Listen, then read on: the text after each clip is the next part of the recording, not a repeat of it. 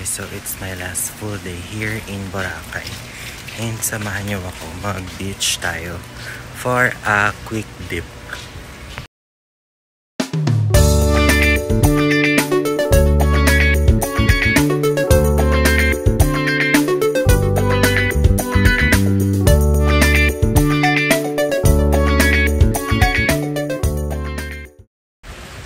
Guys, so ang daming lumot dito sa Station 2. So, as usual, dun tayo sa malaking puno na favorite ko sa Station 1. So, we made it to my favorite spot and then let's go swimming na, guys.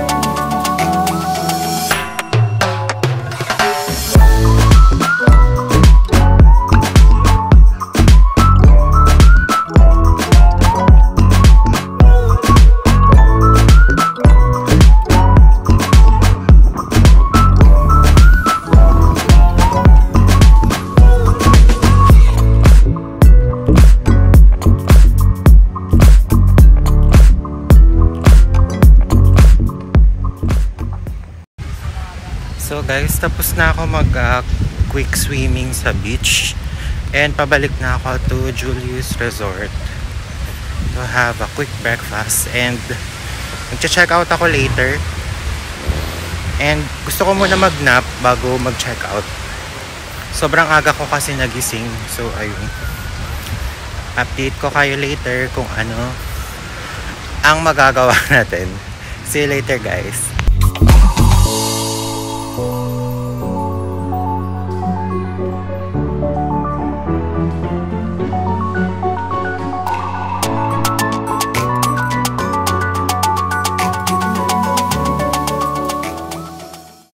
Let's eat, guys.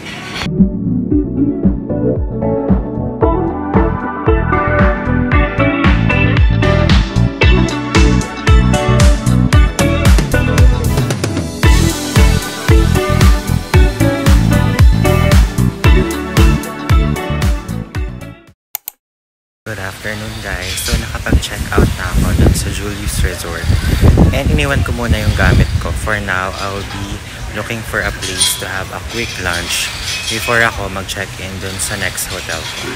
So I will see you there.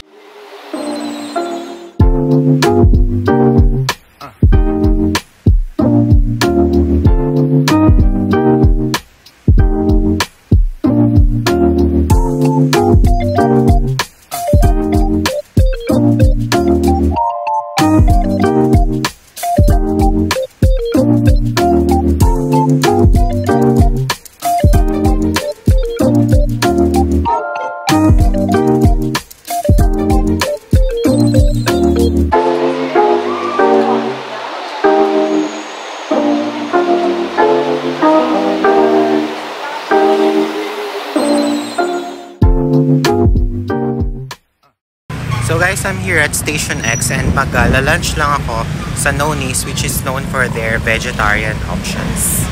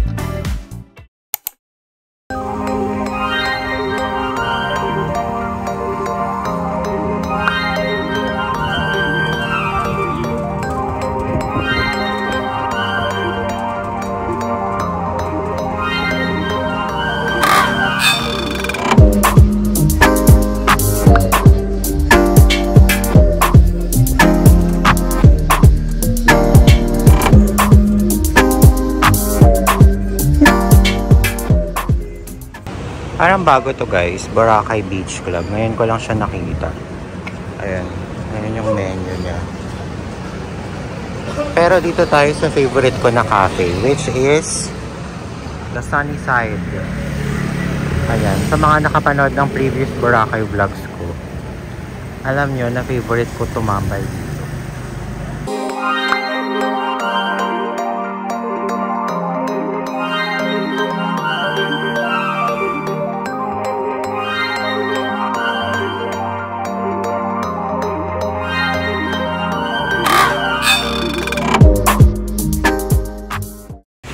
So guys, bigo tayo dun sa Sunnyside Cafe dahil daming tao tapos may pila.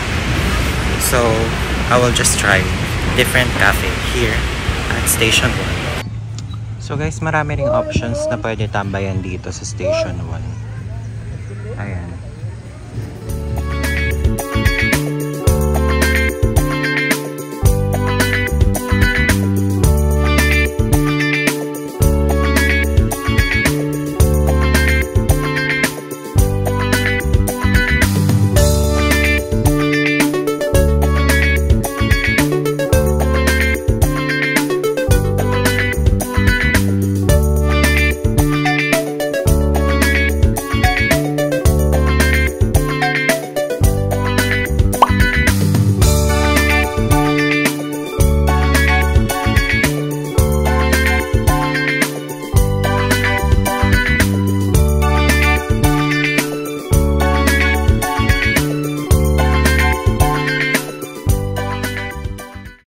Sobrang init sa labas and gusto ko sana mag-coffee dun sa Lind. Kaso ang layo pa nung lalakarin, parang hindi ko na kaya. Sobrang init, as in. Grabe yung pawis ko. So dito ako bumagsak sa Sea Salt, yung in-house restaurant ng Henan Prime.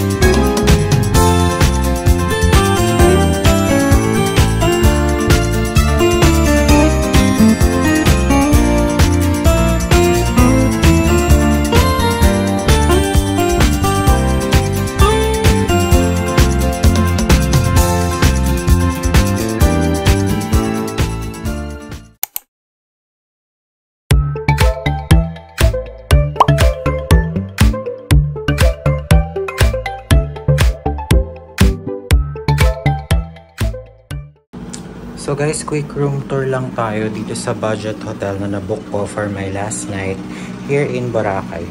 Medyo maingay ang aircon. Ayan, maliit lang yung room as in, pero ayan, may coffee and TV. Coffee lang pala. And may TV naman. And here's the bathroom. It's really basic lang. Ayan guys. So guys, I got this for around 1,500 pesos lang per night. And wala siyang breakfast, pero pwede na kasi marami namang options pagbaba nyo. Katapat niya lang yung Station X sa U-Hotel. And walking distance na rin yung beach, around 4 to 5 minute walk siguro. Bali yung labas niya is yung bandang La Carmela Resort na part doon. Doon siya. And ayun, I think okay naman tong Aboza Resort. Maayos naman yung aircon nila and meron silang hot shower. So for budget travelers, good option na siya. You can try it here and good yung location niya. Guys, ayan yung Aboza Resort and perfect kasi may 7-Eleven sa mismong ibaba ng building. So ayan, kung may kailangan kayo sa convenience store, perfect siya. And katapat niya lang is itong Station X or U-Hotel. Ayan. And nandyan din yung mga kainan. Like yung kinainan ko kanina, yung Noni's. Diyan lang sa Philippines. And meron ding masarap na restaurant inside U-Hotel. It's called Lagoon. Favorite ko yung doon, yung baby back ribs nila. And masarap din yung kare-kare. So, try nyo guys, kapag may time kayo na kumain, try nyo sa Laud. Hindi ko lang sure kung doon ako mag-dinner later, but let's see. Try ko ipakita sa inyo guys, yung mga hotels na madadaanan ko. Along dito sa main road. And yung pathway na palabas ng Henan Regency. So, papasok dyan guys, Henan Palm.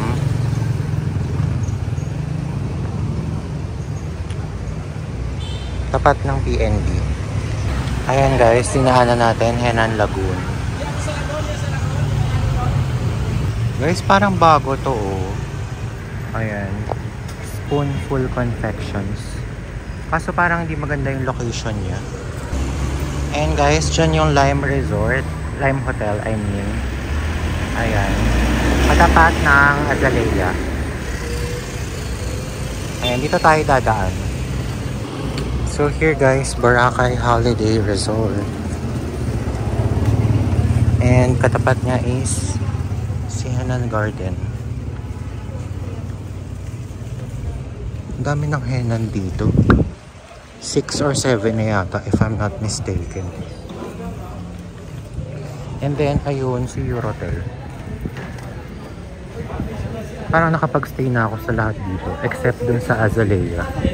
Here guys, Boracay Haven Resort. And then this one, Henan Regency. Ayan.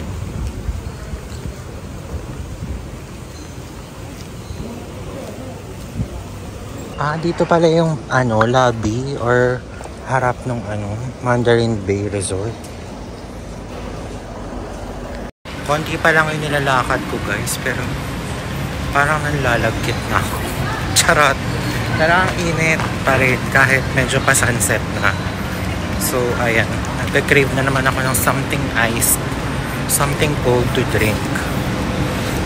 Saan kaya tayo? Tara, samahan nyo ako. Kaka-coffee ko lang. Tapos, hindi pa ako nag-smoothie today. Siguro pwede. Mag-shake or smoothie tayo. Or Charot. Cocktail. Hindi pa tapos, wag kayong dyan. Charis.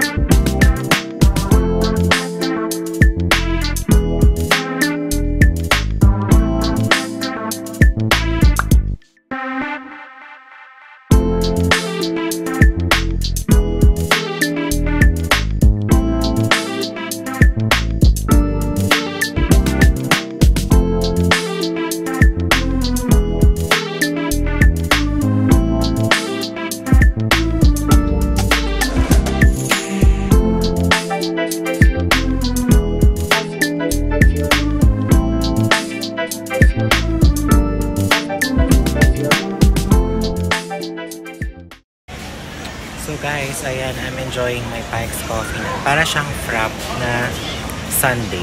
Frap slash sundae. Ganon yung peg niya. Na instead of whipped cream, ice cream yung ilagay. And it's good naman. Medyo hindi lang ganun ka-strong yung lasa ng coffee. Perfect niya dito kasi sobrang init ngayon. Grabe. Kasi in summer feels. Grabe guys.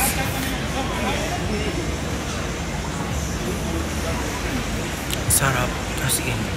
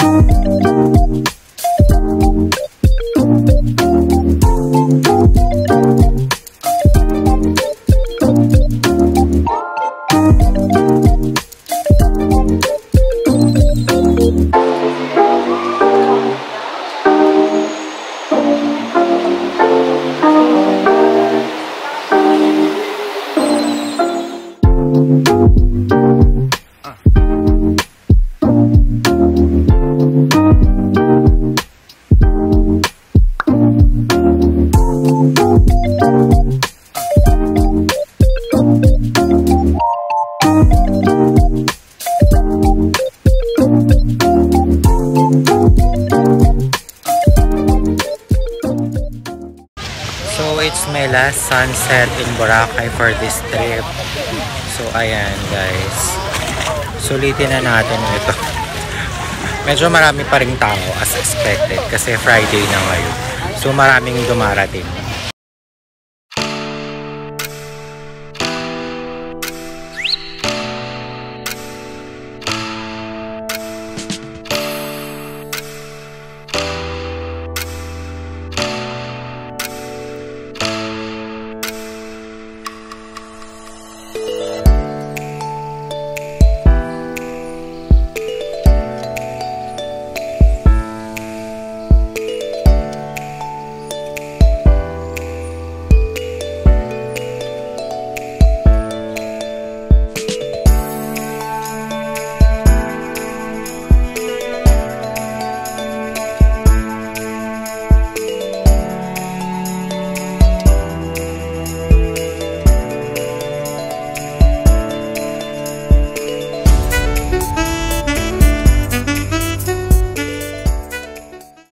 And it's a wrap for my sunsets here in Boracay for this trip. Sobrang ganda every single day. Ang perfect mag-Boracay pag summer kasi everyday talaga mabibigyan ka ng sobrang gandang sunset. Unlike my last visit nung October na parang one time lang nagkaroon ng sunset and hindi pa ganun kaganda. But for this trip ngayong April, everyday talaga. Sobrang ganda. So, ayan guys. I'm grateful for this trip kahit mag-isa lang ako. Sobrang na-enjoy ko siya. Mamimiss ko yung routine ko here na mag-swimming every morning, then mag-breakfast, then mag-nap. Kahit may work ako, super na-enjoy ko siya.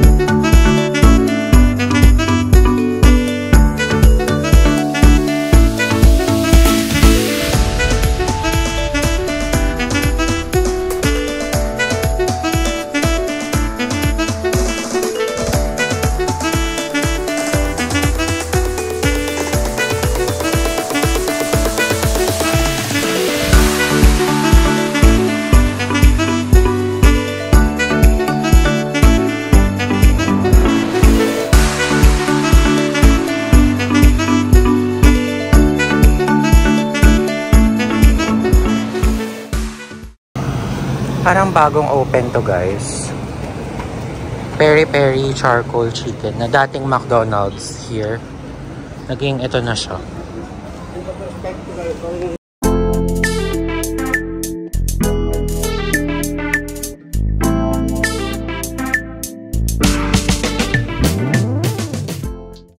So guys, it's my last night here in the island and maghahanap ako kung saan ako pwede mag-dinner. So, samahan niyo ako.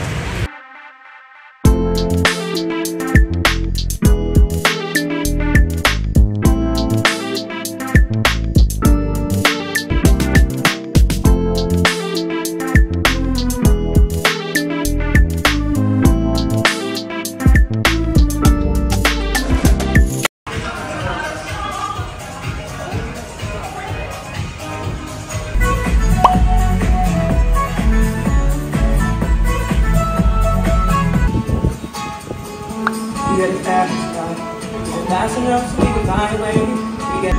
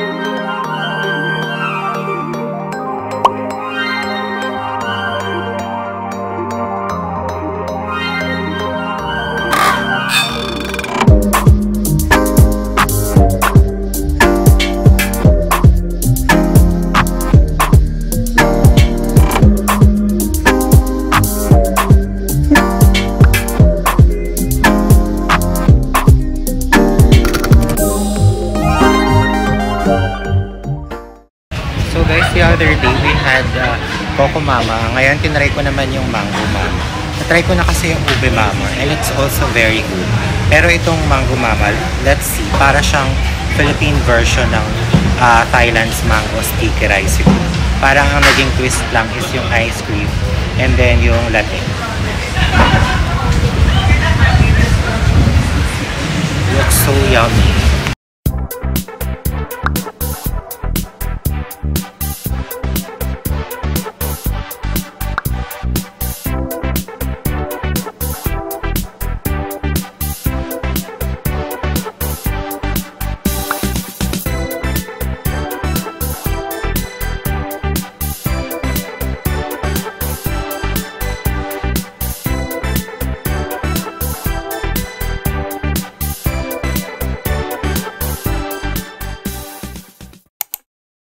Good morning guys. So, naghihintay na lang ako ng sundo ko today and may time pa naman, so I'll get a coffee real quick muna. So guys, nakapag-Starbucks pa ako real quick. Sana hindi ako malate sa sundo ko, which is 9 AM. And it's already 8:30 AM na.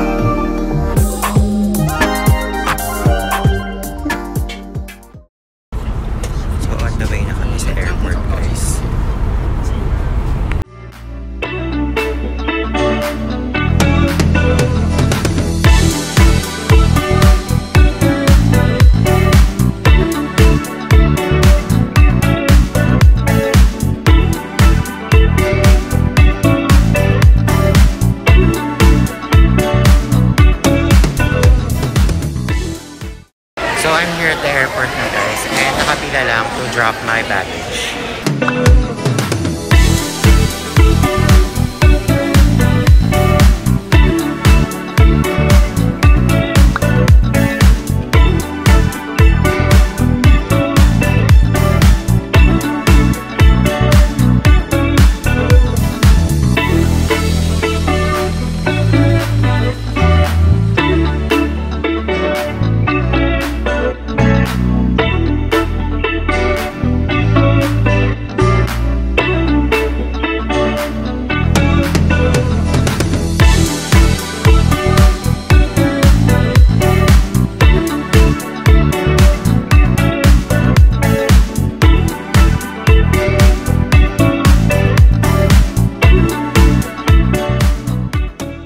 Guys, boarding na. Pasakay pa lang ako ng bus. Papunta to sa plane. Grabe yung hair ko, gulo-gulo na.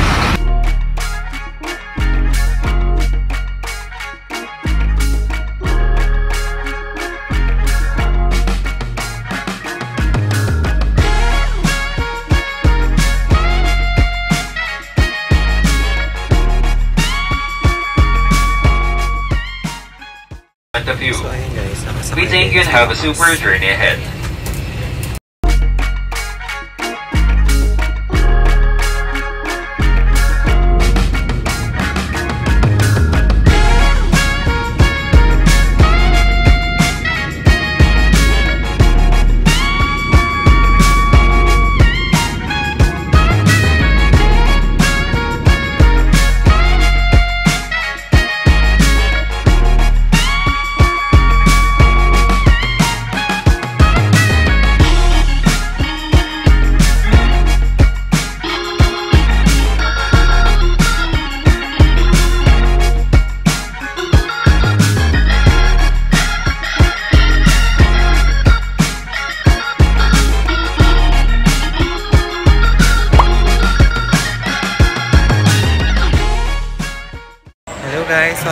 Terminal 2 and we have arrived back in Manila. So I guess that's it. Thank you for joining me in my Boracay trip and sana nag-enjoy din kayo sa panonood and sana may mga nakuha kayong tips, ideas, or information sa mga na-share ko. Thank you and I will see you in my next vlog. Bye!